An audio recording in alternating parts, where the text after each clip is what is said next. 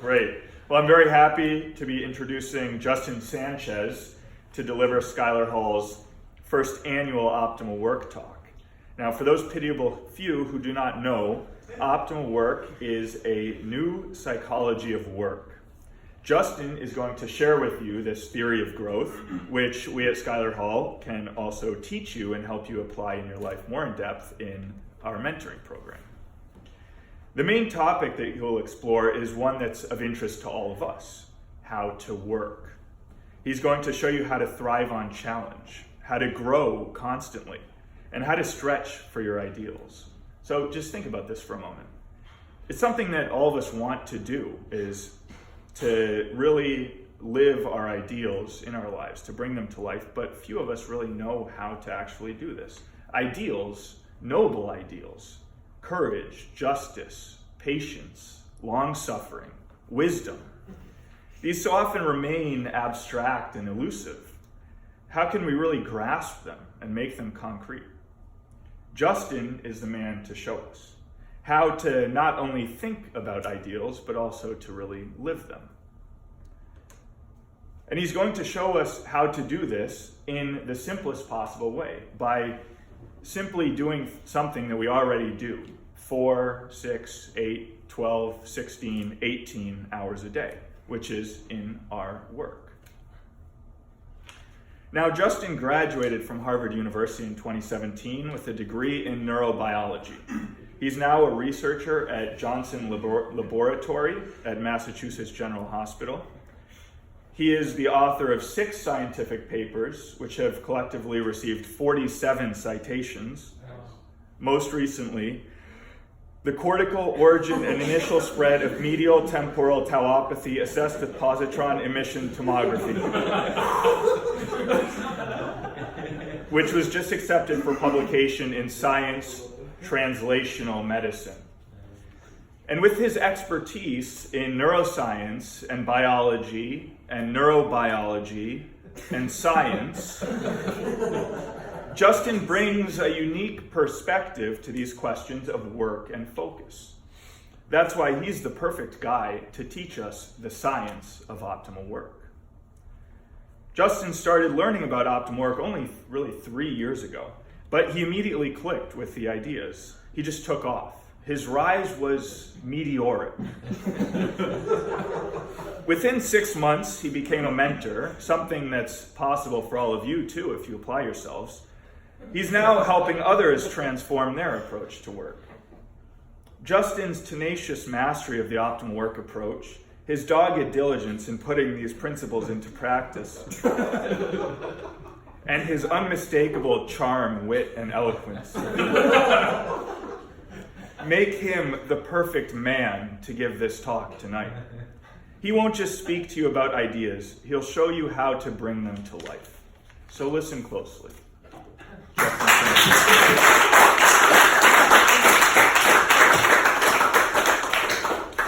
Wow. Thank you, Sharif, for the introduction. It's going to be hard to live up to. Okay, so before we start, I just want everybody to think about, right, like, what would it look like for this next hour to go perfectly? Okay, so you're sitting there completely wrapped with attention, not thinking about things from the past or the future, not worrying about stuff you have to get done later. The next thing comes naturally, flows nicely, and at the end of it, an hour has passed and feels like no time has passed. And now think about, like, what would the perfect day look like for you? Right? Maybe it's many of these kinds of hours strung together. You're living your whole day in the present moment, completely engaged with the thing you're working on, and the next thing comes and arrives right on time. And think about, okay, what would it look like for the week to go perfectly, right? And so on. And so, we kind of big picture, when you think about our lives, right? Consider two broad types of people, right? Person one, like, really hates their work. They dread going to work, so they oversleep, and then they're rushing around in the morning. They arrive late to work. While they're at work, they complain about work. Then they get home and they complain to their roommate or their family about work.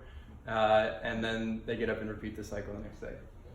Right? Person two really seems to, like, love their work, right? They're always excited about learning new things. You've never heard them say anything bad about another person. They're physically active. They get stuff done. Okay, now what, in your opinion, is it that most essentially distinguishes person 1 and person 2? I want to argue is that person 1 dreads challenges and person 2 thrives on challenge.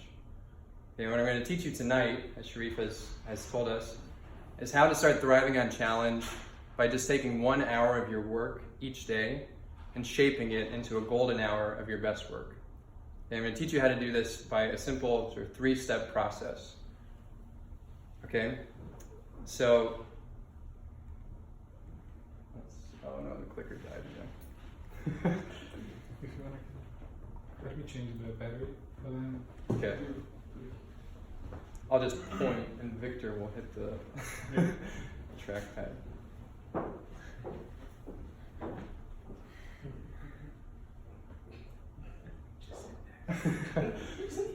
I have a little Bluetooth mouse, maybe we could use that. So, does anybody know any jokes?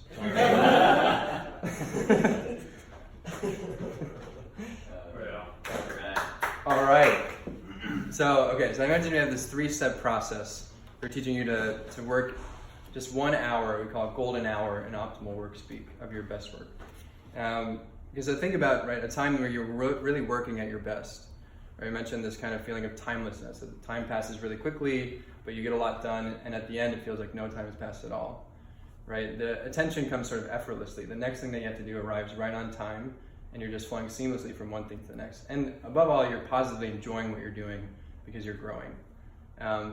So these 3 simple steps I'm going to teach you will help you set the stage for an hour of work. Because we really believe that every hour of work can be like this, right? The state of effortless attention, psychologists call flow.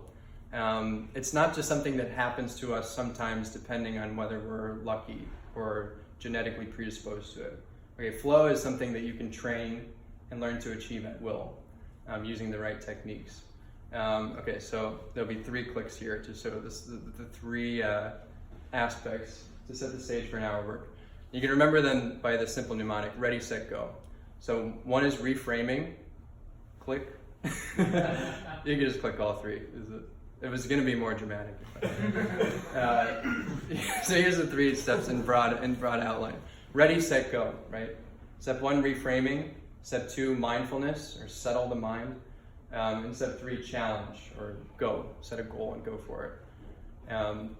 So with each of these steps, I just want to take you through a little bit of like, what is it? What is some of the neuroscience and psychology behind it? And then how do we really put this into practice in our own lives? Okay, great. Let's see. Okay, so step number 1, reframing. Okay, so what is reframing? Right? We can define reframing as the practice of deliberately discovering an opportunity for growth in a challenge at hand. Okay, another way of thinking about it is learning to see things that you would previously complain about or dread as exactly the opportunity that you need to grow. Because we only really complain about things that are challenging us. But as it turns out, challenges are exactly the thing that help us grow, right? You go to the gym not so that you can like have an easy time there. You go to the gym to challenge yourself. And by challenging your muscles respond by growing. And our whole bodies work this way, including our brain. Right? Your brain is like a muscle that grows through challenge. So learning to discover these challenges in our work and in our lives as real opportunities for growth rather than things to be dreaded or avoided or complained about. This is the process of reframing. Okay, so to talk just a little bit about the neuroscience of reframing, because this is kind of my thing. So reframing involves sort of the relationship between these 2 key regions of the brain. So on the left, we have the amygdala. Any Greek scholars in the room know amygdala just means almond. So it's an almond-shaped region in the middle of your brain, this little orange thing here. And the ventromedial prefrontal cortex is kind of a mouthful of this region on the front and center of the outer shell of the brain, the cortex. And so what do these things do? The amygdala is essentially the region of your brain that responds to threats or salient stimuli. Okay, so you're in a novel environment, you're figuring things out, predator, the amygdala is sounding the alarm. Okay, here's a potential threat. And when this happens, right, your amygdala sets into motion this whole cortical symphony of brain activity that basically primes you to either fight or flee from this threat, right? As humans have evolved, right, we have this big frontal region of our brain, which controls more of our sort of executive behaviors, or more properly human behaviors. Okay, and that's what this little region, the ventromedial prefrontal cortex, does. We can call it the appraisal center of your brain. So what this does is basically looks at this stimulus, and then you, as a conscious subject, like make up your mind about what this is. Is this something that's good for me? Is this something that's really harmful? And if you send a message to your amygdala that says, actually, this thing is good for me, which is what reframing is about, you actually establish this sort of positive feedback between the amygdala and the executive function centers of your brain that allows you to really use this energy that your amygdala is giving to go get this challenge. Okay, so here's just another study showing basically this connection between reframing. That reframing establishes this connection between the frontal parts of your brain and the amygdala, and a bit of that sort of upper brain and the lower brain. And what does this mean from a sort of psychology standpoint, right? You think about sort of two potential paths that you can take in response to arousal or adrenaline or a salient stimulus, right? So arousal plus a positive appraisal, which is reframing, leads to excitement, okay, which increased performance. Arousal plus a negative arousal or complaining leads to anxiety, and in the worst case, feeling sort of paralyzed and not knowing what to do. Right, so to make this a little bit more concrete, there have been several studies on this in the psychology literature of sort of what are the effects of reframing on actual like test performance. This is a famous study from Jeremy Jameson at Harvard, where basically this group of students came in for a practice GRE, and the group was randomized, right, in two groups. One group received this little piece of paper that had a very simple reframe on it. That was basically something to the effect of, studies have shown that people who see their nervousness about exams as actually good for them tend to perform better on the exam than those who see their nervousness about the exam as something bad for them. Okay, and the other group got just like a neutral statement. And they compared the performance between the two groups, again, the only difference being that one group received this reframe and the other didn't. And they found that the treatment group actually performed better on the practice GRE, that's shown in this little bar plot, and also on the actual GRE 6 months later. So this advice really stuck with people, right? So there's another researcher at HBS, Alison Wood Brooks, who studies this exact phenomenon in different scenarios. So what you're looking at on the right is a bar plot of performance on a karaoke task between people who are randomized into three different conditions. As these people come in, like, we don't know anything about their singing ability, and basically the only difference is she had some people say, regardless of how they actually felt, I am anxious about this, and those people performed worse. Then she had some people say, I am excited about this karaoke thing, and they performed much better. It's 80.52% singing accuracy score, whatever that means. Whereas the I am anxious group barely are singing above chance here at 52% accuracy. And the people who said no self-statement are somewhere in the middle. Okay, so this is like a really amazing thing, right? This applies to actually everything that you do. Here's some more data from public speaking task. You might think, okay, well, some people in response to things that stress them out try to calm themselves down, right? Just calm down, it's okay. But actually, that's worse than trying to get excited about it, right? Because what your body is telling you when you're nervous about something or stressed is giving you adrenaline, which is this like magical molecule that helps you perform better on everything, right? Adrenaline makes you more creative, it makes you smarter, it makes you more attractive, it makes you stronger.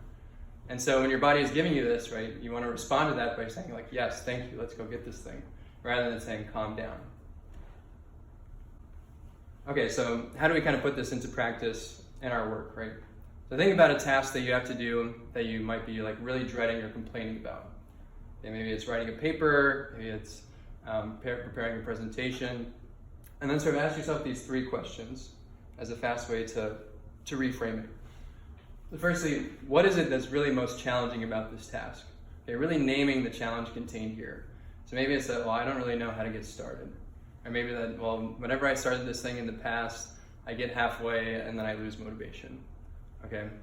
But really identifying the essence of the challenge helps you to start to see like, okay, actually this is exactly the thing that I need to grow in. Because we only complain about things that challenge us. And again, challenges are the things that help us grow. Okay, so then the second question is, how is this challenge offering me a unique opportunity for growth? Okay, if I'm complaining about writing this paper because I'm not sure where to get started, by tackling this right now, I'm going to get better at starting to write papers, okay, which is like a skill that I can practice.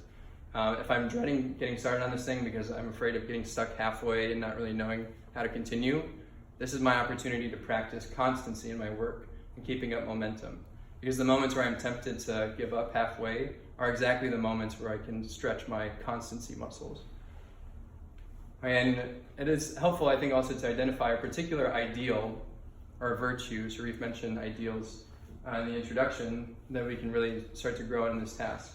So here are just 9 sort of examples. Order, intensity, constancy. These can apply to any kind of work. For work with special difficulties, maybe like a Zoom meeting with, that might drag on for longer than it has to. This is my opportunity to practice patience, right? Or dealing with a difficult person. This is my opportunity to practice cheerfulness, and so on. And finally, would growing in this way help me to become more available to help others in my life? Right? And the answer, if it's a true ideal, is always yes. Right? Becoming more orderly in my work will multiply my time so I can give more of it away to other people. Right? Becoming more generous obviously will help me to love and serve other people. Why are we interested in helping others in my life? Right? I thought this was like a talk about how I can become more productive. Because ultimately, our work is for the service of others and helping others. Every other motive for doing your work well ultimately runs dry. Okay, but the best motivator for doing your work well is actually loving and serving others. In the workplace, this looks like sometimes helping them with their work, taking care of little details so that their jobs are easier. But this is a key part of the whole optimal work model. Okay, so that brings us to step 2, mindfulness. So what is mindfulness? Mindfulness we can define as I'll save that slide for a little bit. Just stay here for the definition. So mindfulness we can define as a complete engagement with the present moment. Okay, probably most of us have heard of mindfulness before. Maybe some of us think of it as sort of a new agey, like yoga type thing. I'm here to tell you that mindfulness is an extremely powerful thing, and there's actually a lot of sort of neuroscience and psychology research to back up the positive effects of it. Another helpful way to understand mindfulness is by its opposite, right? Mindfulness is the opposite of mindlessness. And we all know what it means to do something mindlessly, right? You're kind of doing one thing, but your mind is somewhere else. So mindfulness just means like putting your whole self into the task that you're doing right now. Okay, so that's what this little comic on the right is meant to illustrate. And we're starting to understand more and more about the neuroscience of mindfulness. Okay, so what's highlighted here on these little 3D surface model of the brain, these are actually the regions of the default mode network, which is this region of brain areas that are active when you're not really doing anything. And this is a very cool discovery in neuroscience, because you don't typically in neuroscience look for like what's the brain doing when you're not doing anything. Normally you want to know like what's the brain doing when you're looking at a picture of a fish, or like a picture of a dictator or something, But here we're interested in what the brain is doing when you're not doing anything. And this is a key thing, right? Because we've all had the experience of just like not really having anything to work on, and your mind kind of wanders. Or for some people, you tend to think more about the future. For some people, you tend to ruminate about the past, right? This is the default mode network. And it's in some ways the opposite of mindful attention. Okay, so the default mode network is anti-correlated with the task attention network, such that when you're actively engaged with the task, right, this background processing, default thinking about the future or the past takes a back seat so that you can really focus on the task at hand. And mindfulness is a way of training our attention systems so that when it's time to do a task, the task attention can take precedence. Okay. I think we might skip this video just for time because we've had some technical issues. But okay, so why practice mindfulness, right? We know that mindfulness has actually effects on all sort of cognitive abilities, right? People who practice mindfulness regularly perform better on working memory tasks. Okay, that's what's shown here. This bar plot gets a B- for graphics. But this is from an actual study of the vagal influence on working memory and attention. Basically, they take people who regularly practice mindfulness. They're in this high heart rate variability group. and people that don't practice mindfulness often in this low heart rate variability group. Yeah, don't worry about heart rate variability. That was part of the video. That was good. The upshot here is that by regularly practicing mindfulness, by spending more of your day basically in the present moment, your working memory actually improves. You might think, why is that? Well, it has a kind of sense to it that the more you're living in the present moment, right, the better you pay attention to things, and the more you pay attention to things, the more you remember them. We also know that people who practice mindfulness are better able to sustain attention over time. Okay, so this is a performance on a continuous performance task, which basically requires you to maintain your attention on something for a long time. Okay, so let's try it. I think this is an important kind of experience for everyone to have if you've never really practiced mindfulness. So how many, just show of hands, have practiced mindfulness before? Okay, cool. So this will be just new for a few of you. But it's kind of a mind-blowing thing, right? The first time you experience this. So, okay, just the first part of mindfulness is like find a relaxing position.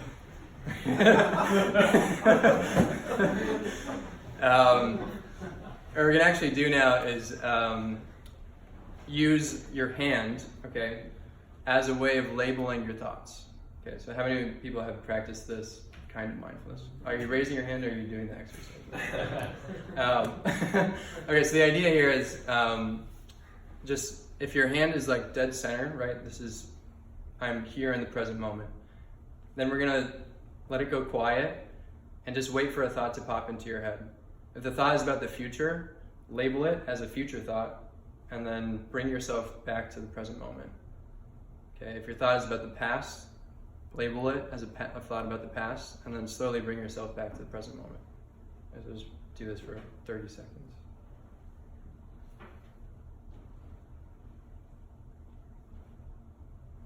Okay, if you're wondering now, like, how do I bring myself back to the present moment after I've had a thought about the future or the past? Well, actually, the most effective way to do that is by focusing on your breath, okay? And especially the sensation of the breath in the chest. So you feel your chest sort of inflating like a balloon and then deflating on exhale.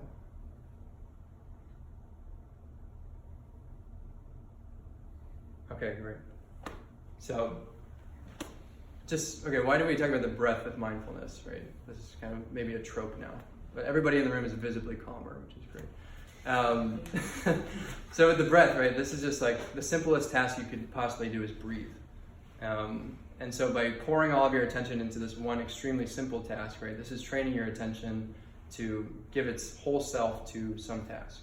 Okay, that way, if you practice this for just 2 or 3 minutes before you start working, it's training your attention system to, okay, now that I'm in the middle of an hour of work, I get a thought about responding to this email, and I'm able to just let that go and return to my present task.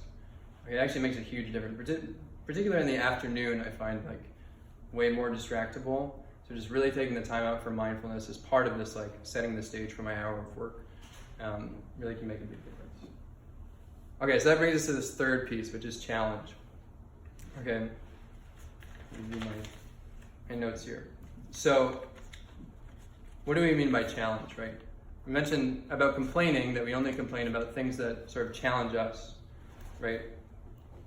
And with that, things that challenge us, right, we're being passively challenged, you could say.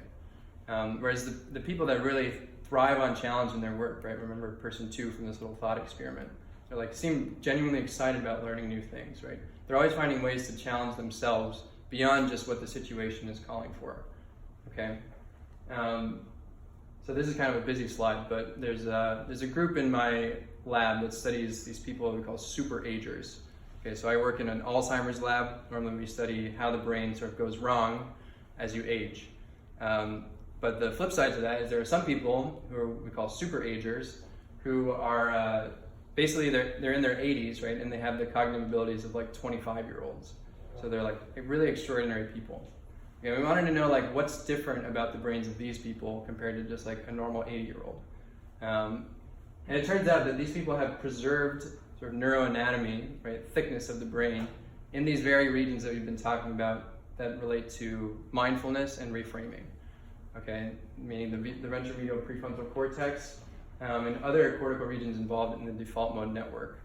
Because there seems to be something about these people that just manage to somehow maintain, right, the sort of structural grit of these brain networks into old age. Okay? And if you talk to these people about their lives, like what kind of habits do you have, right, which this woman, Lisa Feldman Barrett, is one of the lead authors on the study, did, it turns out that these people thrive on challenge. Okay? So super agers are like Marines. They excel at pushing past the temporary unpleasantness of intense effort. Okay, and later on she says, because everybody wants to know, right, which activities can I be doing to sort of, preserve my brain in the long term? And she says, work hard at something, right? The challenge has to be just like past your previous limit, such that it actually requires you to get past that initial discomfort with exerting intense effort. Okay, a lot of people have this idea of, if I keep my brain active by playing bridge or doing Sudoku puzzles, like I should be good. And probably over time you do get better at playing bridge and doing Sudoku puzzles. But the challenge really has to be like difficult, like learning a new language, and there's all kinds of ways every day that we can challenge ourselves. Another interesting study, what do you think distinguishes, say, a CEO or an executive, right? And it turns out that CEOs and executives are also like always challenging themselves in new things, right? The majority of respondents reported that they had begun a new challenge in the past 2 years, learning a new instrument, studying something new.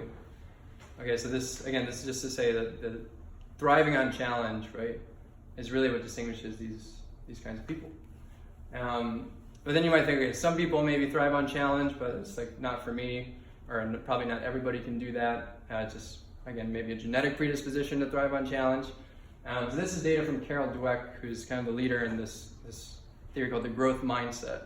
We're basically teaching people this idea about thriving on challenge, right, that you can really learn this, has a measurable impact on their success in life. Okay, so she went into New York City public schools and had this intervention with 7th graders, where basically as a 7th grader, half the class was taught that your brain is like a muscle, okay, and the more that you challenge it, the more it grows. And the other half of the class was taught some random neuroscience thing about the 3 stages of memory.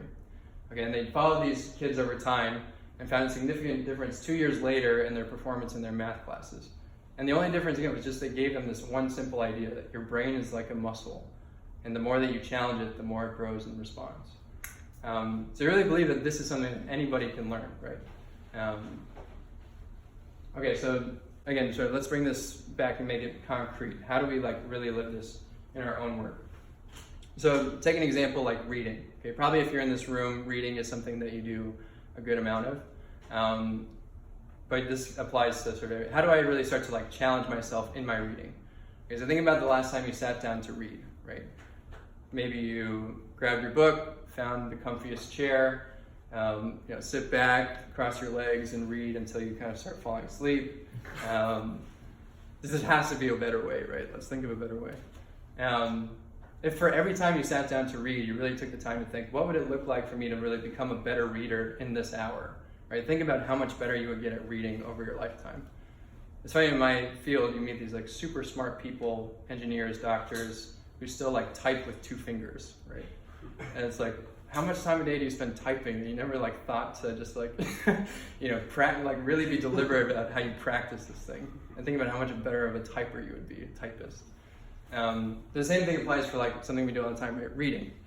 Okay, so what are the 2 sort of necessary components of a good challenge? I think we have to have a breakdown of the task we're about to do, a sort of sequence of steps we're about to follow, and a crisp deadline. Okay, we'll talk about the deadline. So what would this look like for reading? So I have 40 pages to read before my next class. It's going to be a grind. I have to understand this well enough to say something interesting in the discussion. Okay, and so one way would just be to jump into it and go until I feel tired, right? But being deliberate and strategic about it would say, okay, I'm going to try this time a 3-pass approach, where one time through the text, I'm just going to skim, get the lay of the land. Okay, what am I reading about? How many pages is it? Where am I starting? Where am I ending up? That should take about 2 minutes. And then another pass through the text, I'm going to try to get a feel for the major subdivisions of the text. Okay, maybe I look for bold text headings. Maybe I look for if there's no transition words. And in doing this, I'm getting more of a skeleton of the story, right? And the way your brain works is actually when you do this, you give it these little memory bins. that it can then fill with content, and so you're more likely to remember it later. And then on the third pass through, I'm going to read through everything and just fill those bins, fill in that outline that I just created. And that's just one example of like a 3-pass approach to reading. But the fun of this is like you can start to apply your IQ to how you work, right? Not just to getting stuff done. And trying new strategies. This is really why when you see people who thrive in their work, they really enjoy it because it brings out the best in you, right? You can really start to be creative about how you do seemingly ordinary tasks. Okay, so why? Well, I'll say one more thing about this crisp deadline thing. So I think this is really important. Why is it you think that people procrastinate? We've all probably had the experience of procrastinating. You might think at this point, maybe that's because I didn't reframe, or I didn't, do the mindfulness thing, or I'm just lazy. But no, when you procrastinate, there's actually sort of a positive aspect to it, which is that when your brain is working against a deadline, right, it gives you adrenaline to really get the task done. So I don't know if you've had this experience, but like things due at midnight, I've got to like turn it in, and all of a sudden I'm like a genius. It's like that's adrenaline that your body gives you just to rise to that challenge. But you can really start to harness this, right? This is a mechanism that your body has that you can take advantage of by starting to work against deadlines in each hour of your work, right? So I say at the beginning, I'm going to work for an hour. I'm going to get through these 40 pages in an hour, and it's going to be a push. I'm going to do it, and then I'm going to stop at the stop time. And if you really do stop at the stop time, this is what I mean by crisp deadline. So even if I'm in the middle of a sentence, I'm going to shut the book and do something else. Your brain learns over time that these little deadlines are real, right? And then the next time you sit down and do that task, it will give you the adrenaline that you need to really get that job done. If you have sort of a fuzzy deadline, okay, it's okay if I go 2 minutes over my stop time, then your brain doesn't learn anything, right? And you're going to keep doing things the same old way. Okay, so let's talk about the optimal day. I mentioned just a few sort of pointers for what it looks like to really live these practices throughout your day. I think this is especially sort of salient now during COVID, right? So how has COVID affected the workday? We have actually a lot of data on this now. So this is a sort of analysis of 3 million people's like emails. And we found that globally, right, there's been a 9% increase in the workday duration. That's about 45 minutes extra. In the USA, some studies have estimated as high as 40% increase in some people's workday, which would be an additional 3 hours a day or so. It's kind of hard to believe, but if you're just looking at like when people are sending emails, right, it kind of makes sense. And sort of a representative quote from this study's qualitative data. There's a general sense that we never stop being in front of Zoom or interacting. It's very taxing, to be honest. And probably a lot of us are feeling this way, right? So it's more important than ever now to really be like thinking about how do I structure my day so that I'm like being the best version of myself I can be, and also being like available for other people. Right, so what are the components of an optimal day? Here's a little QA. Start with what is the most important minute of the day, okay, scientifically speaking. The most important minute of the day is the very first minute, okay? So very important to jump out of bed, right, not hit the snooze button. If you want, there's a great video on the Optimal Work YouTube page of 11 reasons to never hit the snooze button. I'll just say quickly that the snooze button is sort of like a deadline, or it's a fuzzy deadline, right? If you get up right when the alarm goes off, you train your body to get the amount of sleep you need by the time the alarm goes off. You get no extra benefit from snoozing those additional 7 minutes, right? You don't feel more energized for the rest of the day, and so on. All right, what's the best thing you can do for your brain in the morning? The best thing you can do for your brain in the morning is cardiovascular exercise. Okay, you might think about how can I possibly fit in exercise in the morning? All you need actually is 10 minutes. So there's studies that show that the equivalent amount of cardiovascular exercise sort of benefit you can get from an hour and a half of walking, okay, 30 minutes of jogging, or 10 minutes of high intensity interval training, where you do basically a 10-minute workout with 3 30-second sprints. And just doing that in the morning, first thing, will give you more energy and focus for the rest of the day. It also makes you more of a morning person over time. If you can exercise before 7 a.m., I was like never a morning person in college, and Rafa can attest. I don't mind mornings at all. Get up and do stuff. Okay, how can you avoid burning out in the afternoon? This is a common problem people face. Okay, the afternoon crash after lunch. A key here is to transform your mode of working into sort of sprint mode rather than marathon mode. What causes burnouts in the afternoon is that you've been going hard for 3 hours, without like a clear deadline, and you're not giving yourself enough small breaks. So the sort of optimal work method, right? You shape a golden hour, first hour of the day, 50 minutes on, 10 minutes off. And for the rest of the day, you can work in sort of sprint mode of, again, 50 to 60 minutes on, 10 to 15 minutes off, and adapt it to your own particular circumstances. Again, on top of this, how can I get all my work done and have time left over for meaningful relationships? So key here is to have sort of a crisp end to the workday, right? Another deadline. So I hope you're 5:30 p.m. This has been amended from a previous version of the talk.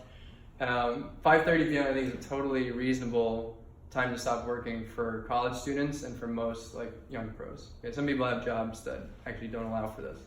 But if you can have a very clear, especially now during COVID, right? I'm going to stop working at 5:30. I'm not going to check my email till the next morning.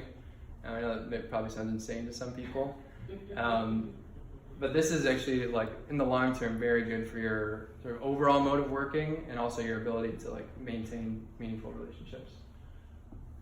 Okay, now we're going to talk about stringing together optimal days into an optimal week. Okay, so you might be thinking now, like, Justin, you've just given us so much information. There's so many ideas here. How can I possibly like consolidate this and really practice it over time?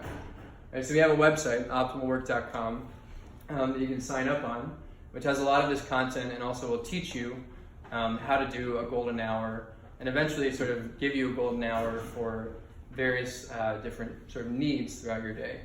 So if I'm feeling really distracted, right, there's a golden hour for like feeling distracted right now.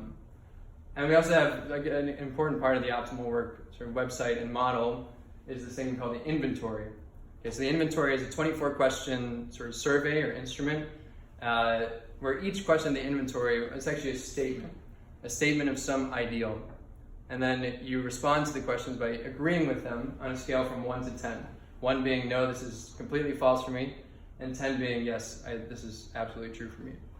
Okay, so the questions sort of cover all aspects of life, but actually the most important question on the inventory, statistically speaking, is I almost never complain. Okay, so ask yourself this right now, right? Like, do I almost never complain? Where would I fall on that?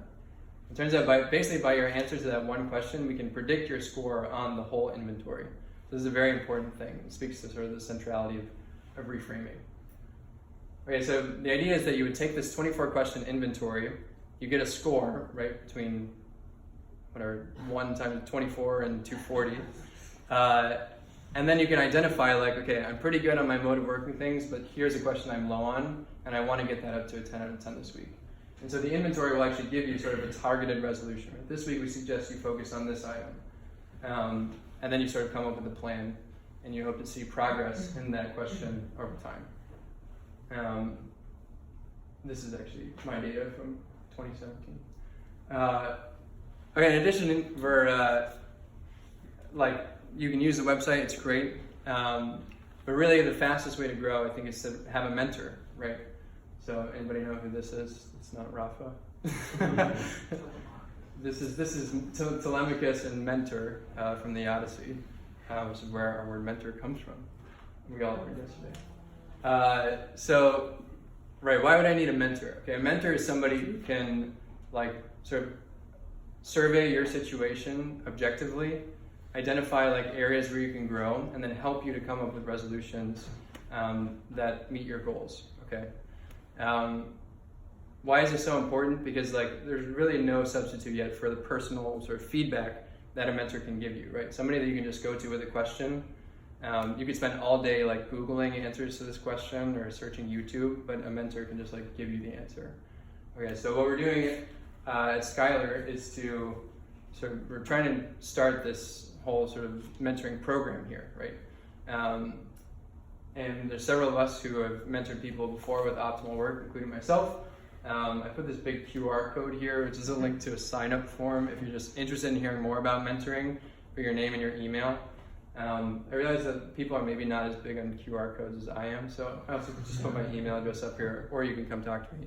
But I highly recommend sort of getting involved in mentoring. Okay, we say just like 5 weeks of this, having a 30-minute conversation with somebody each day, once a week, to really kind of go over your inventory scores and help you identify areas that you can grow really makes a big difference. Okay, so to summarize, I've given you this sort of 3-step model or process for having an hour of your very best work. Okay, reframing, mindfulness, and challenge. Think back to those 2 lives that we considered at the beginning, person 1, person 2. And really think that just by committing to doing a single golden hour each day, right, a golden hour where you just really deliberately take 2-3 minutes at the beginning of the hour and practice these 3 steps, seeing this challenge as an opportunity for growth, centering yourself in the present moment, and then breaking down the task into a clear sequence and setting a stop time. Right? This will allow you to sort of thrive in each hour of work. And that's it. Thank you.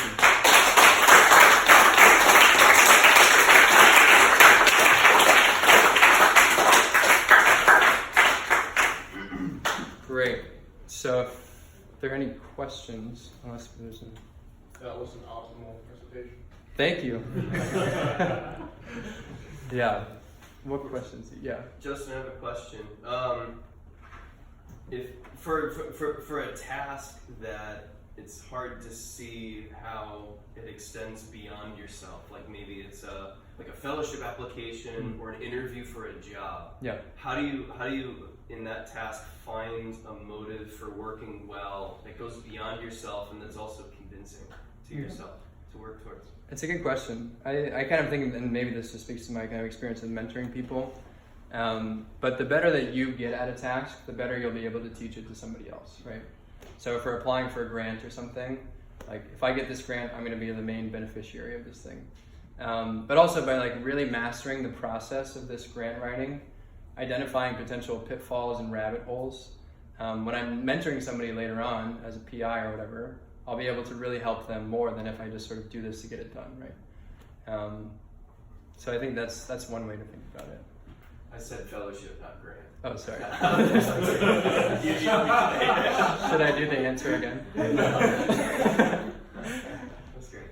Good. What else? It makes perfect sense. Well, yeah, I guess one obvious question is, okay, so what about different kinds of work where it's harder to apply optimal work, right? I'm thinking particularly if your work involves dealing with people frequently. Yeah. Right? Yeah. Good question. Yeah. So dealing with others, right? You probably have less of an opportunity to really set stop times and a breakdown of the task. It'd be unnatural to do this for having lunch with somebody. First you're going to talk about this, and then I'm going to bring up the brother, and then. But with all these interactions with people, right? This is really where I think these ideals can become concrete. So. We mentioned some examples of dealing with difficult people. This is my opportunity to practice patience, right? If you're dealing with a situation where you feel like your time might be spent better somewhere else, this is my opportunity to practice cheerfulness and patience. And so yeah, I think identifying these sort of more social ideals or virtues, right, can always apply with other people. I just say if your job involves okay, I have my own work to do, but I'm always getting interrupted by phone calls or emails or whatever that are really urgent and I have to respond right away. It's good practice just to give yourself 100% to the interruption as it comes in, right? Because the temptation for a lot of us, I think, is, okay, I'm in flow, doing my thing, and then my coworker comes and asks me for something, and I'm just going to give them enough of my attention to make them go away. Okay. But then I'm going to be mostly actually still paying attention to my own thing. And so now my attention is 50-50. But in doing that, you've actually sort of split your attention in half, and it's very hard to collect it back into a single vessel again. Okay, so the better approach is to say welcome, I'm glad you're here, and then give them 100% of your attention, and then pour it completely back to the thing you're doing. Does anybody else have okay, my situation is different, I like these ideas, but I'm not sure how it applies here. Any, But I guess another question, maybe isn't relevant, but I think especially now with COVID, with Zoom, right, I think that maybe more of us have more meetings, and just, I don't know, is there an optimal way to deal with meetings or I don't know, it's more prevalent, right? Yeah, it's a good question. That was another finding of this huge study, is that people are having on average 1.5 times as many meetings or something, but the meeting durations are shorter on average. So yeah, I think if you're in charge of the meeting, like applying these principles of sequencing and pacing, right? We're gonna have an agenda and we're gonna have a stop time. Like the sign of a good meeting is it stops on time and on topic. Okay? If those two things are missing, it probably is because we didn't have a stop time or we didn't have an agenda. If you're attending a meeting and you have no control over, how it goes, oftentimes, and maybe this is my own experience, I don't want to project on other people, but the challenge there, right? What is really challenging me about this meeting? It's my own impatience and lack of charity here. So this is my best opportunity to really practice being generous with my time and charitable and cheerful in this meeting, right? And just because probably a lot of our coworkers are just missing seeing human faces. I'm gonna keep my camera on this whole meeting, even if I'd rather turn it off and lay on the floor. So finding little ways to challenge yourself. So 2 questions. First one, how many golden hours would you recommend someone to do per day? Good question. I think just 1 a day is sufficient. At what point of the day? Usually first thing in the morning is best. Your first hour of the day, if it can be a golden hour at the same time each day, right? That's really going to be where you can make the most growth. Why? Because your brain, right, learns patterns over time. And so if you're just used to doing a golden hour at 8 a.m. every day, then come 8 a.m., right, your brain's already been preparing for this, and so it's easier. If you're kind of changing up this time you start, then your brain is always sort of caught by surprise. Over time, right, so now I typically do a golden hour in the morning and a golden hour in the afternoon to sort of fight the post-lunch crash. But to really, because it does take 4 or 5 minutes to really set the stage for a golden hour in a good way, particularly if you use the website that has all this super helpful, instructions and text boxes. Not necessary to do that for every single hour, but starting with just 1 a day is great. And second question, how do you break habits of work, especially with students who usually work 8 hours a day, and it's usually very repetitive. Yeah. Everything you do, you've been doing it for years. Right. And it's almost the same thing. Yeah. So you've already forged habits, and you convince yourself that you kind of do things the other way. And usually you kind of convince yourself that you already have the best way. Right. And how to see these tasks as chances for growth instead of just doing the same old thing. Yeah. One thing that's really helpful, and again, this is what mentoring helps a lot with, right, is having sort of a role model. Okay, so I think I'm pretty good at reading, but what would it look like for me?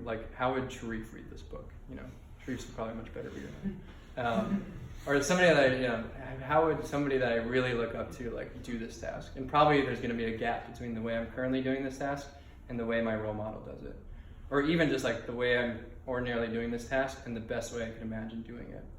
Okay, so I think it's not hard if you actually just take the time to think about again applying your IQ to your mode of working rather than just applying more effort to get things done. Right? This I think is a common sort of or a potential pitfall or misconception about optimal work that it's okay, so just try harder, right? Exert more willpower. But it's really not what we're talking about, right? We're the kind of famous expression is work smarter, not harder. So it's really about it's not a voluntaristic just give it more effort, right? A lot of these things are just applying your intellect to what you previously conceived as problems of the will. I have a really hard time getting out of bed in the morning. Is that because I lack willpower? Because I haven't thought of a good strategy for helping myself, making it easier for myself in the morning. Somebody we know is having a hard time getting out of bed in the morning, actually made a resolution to practice jumping out of bed the night before so that it would be easier for him to jump out of bed in the morning. Because your body's not going to just learn how to jump out of bed at 6 a.m. And no matter how much willpower you think you have. So this person did was to get all comfy in their pajamas, turn the lights off, pull up the covers, set a timer for 3 minutes, and then just lay there. And then when the timer goes off, jump out of bed. And then do it again. And then twice a night for a week, and then they mastered jumping out of bed. Because there's things like that where it's not really just trying harder, but thinking of ways to make this so much easier for myself by applying my intellect. Does that answer your question? Yeah. It's actually pretty funny because for a while I actually jumped out of bed for a good amount of time. Yeah. I think it was after Todd gave the talk last year. Oh, nice. Yeah, and I was wondering why I was doing it. I forgot it was from this song. I just started doing it, and I'm like, okay. I mean, it's great. It gave me a lot of energy. Yeah. And stuff. But yeah. That's awesome. Yeah, it's a real game changer. Justin, what's your tips for if you have a work task and it's just really boring? So not that it's too challenging, Yeah. and not that I don't care, but it's just really boring. Listening to a lecturer and it's just boring. Like, it's not that you don't care about the topic, you just find it really boring. Like, you just feel like thinking of something else is just not interesting. What are some tips for dealing with that? Yeah, listening for a lecture is interesting. So I just now find it super fun to like think of strategies for doing these kinds of things. We have a really repetitive task that we do in my lab, which is to like manually edit brain scans, where you have like 100 brain scans to flip through and like manually click and fill in pixels. And nobody likes doing this thing, but if you can find little challenges in here, like, okay, what would it look like for me to do this with absolutely no wasted mouse clicks? Okay, so that I use only the number of mouse clicks and keyboard strokes that I absolutely need to do this task. Listening to a lecture, like one kind of way to make it more interesting is to kind of prepare yourself well in advance, right? A lot of professors give out the lecture notes in advance so that you can sort of study them beforehand. And if you have an outline of the lecture going in, you're much more likely to stay engaged in whatever your own interest in the material is. You sort of know what's coming and you're knowing what questions you have and what to look for. So that would be one suggestion for the lecture example. Yeah.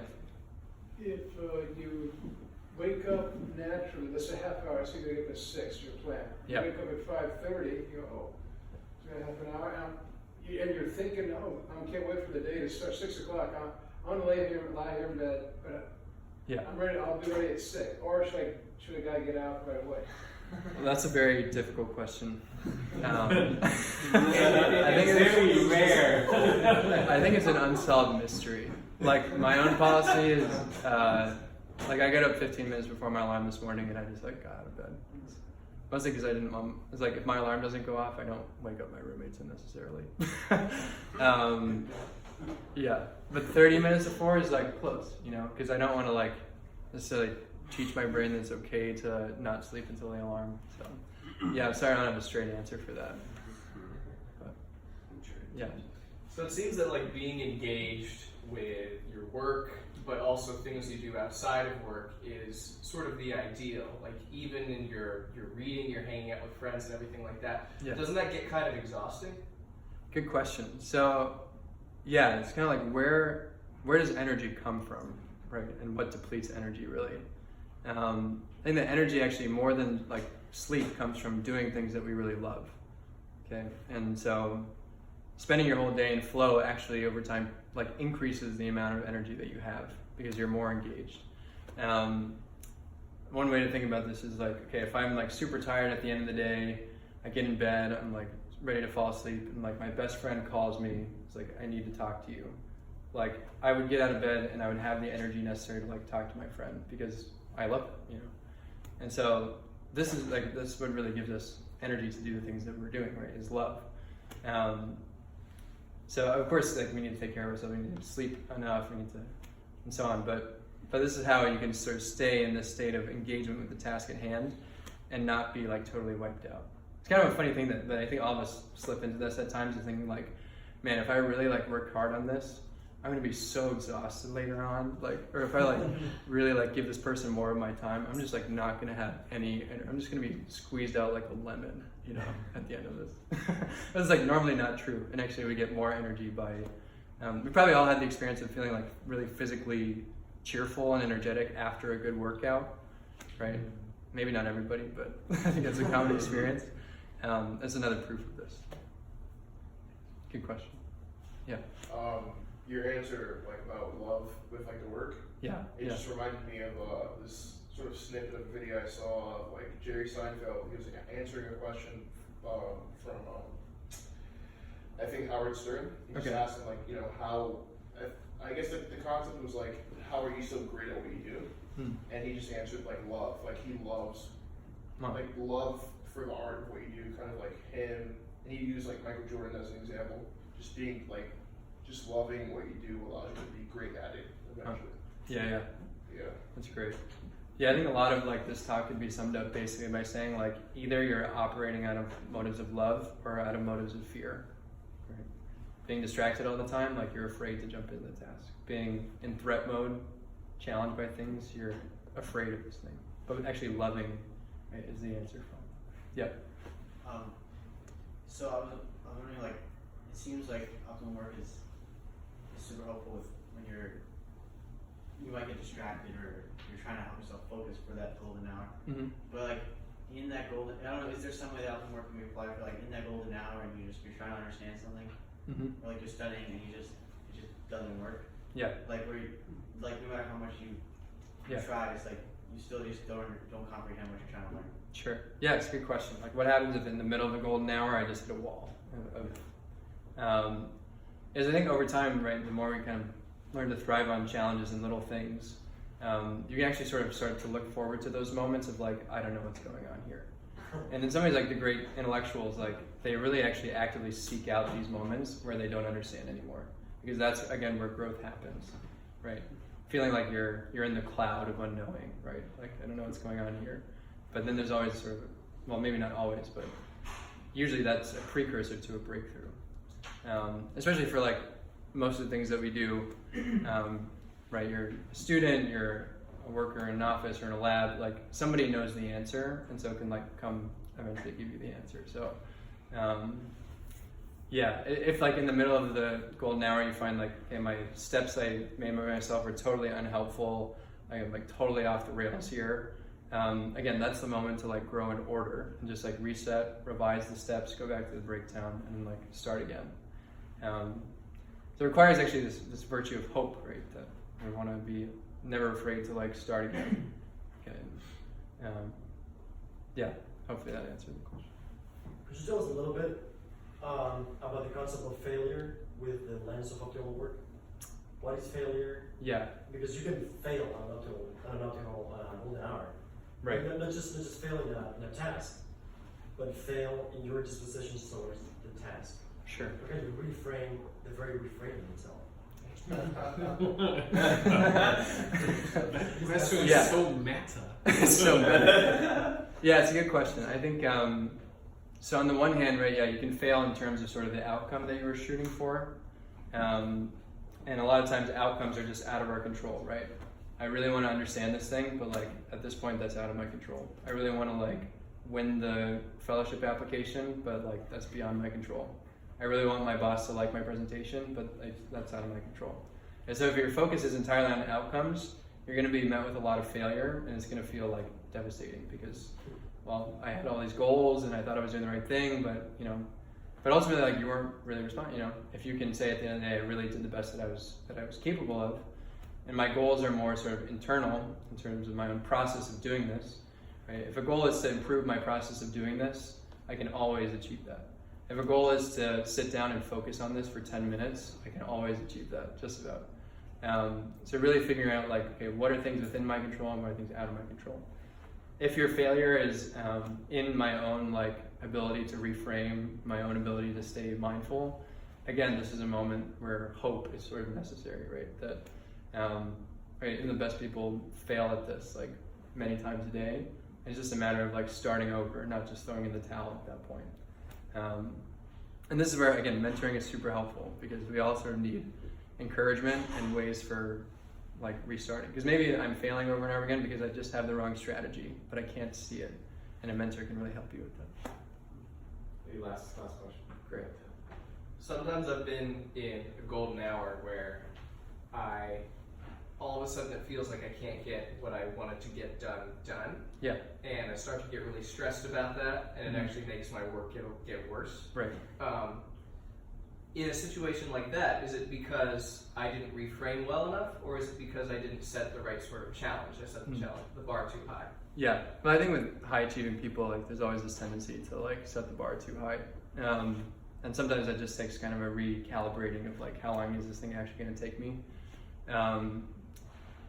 Yeah, I would say like, and again, like it's better to like hit the stop time and have steps left over, assuming that there's no like external pressure to really get this thing in at the time, than to like rush and do the steps poorly to get it done. But it's a real challenge, I think, for all of us to figure out exactly how long should this take me, unless we're like really keeping good track of, you know, golden hours passed and saying, well, last time this took me 45 minutes, so see if I can do this in 40 minutes now. Because the goal is, to some extent, if you can do things faster, that's a way of challenging yourself. Yeah, so challenges can be in like the amount of work that I'm getting done, right, and the amount of time it takes me, sort of quantitative challenges. But at a certain point that breaks down, right? Like, okay, today I'm going to respond to 5 emails in 5 minutes. Tomorrow, 6 emails in 5 minutes. The next day, you know, it's like I can't do 100 emails in 5 minutes. So then I think more frequently the challenges have to be sort of qualitative about my process of doing this. Okay, I'm going to challenge to just stay on task the whole time. You know, I'm going to challenge to like not use the back of the chair during this hour. You know, I'm going to challenge myself to. So these sort of qualitative or process level challenges. By focusing on those, the effect is that you actually get more done in less time, right? But if that's the goal, then frequently you hit this problem where like, I wanted to get all this stuff done and I didn't. Again, that's focusing on outcomes. How much did I get done? Great. Thank you, everyone.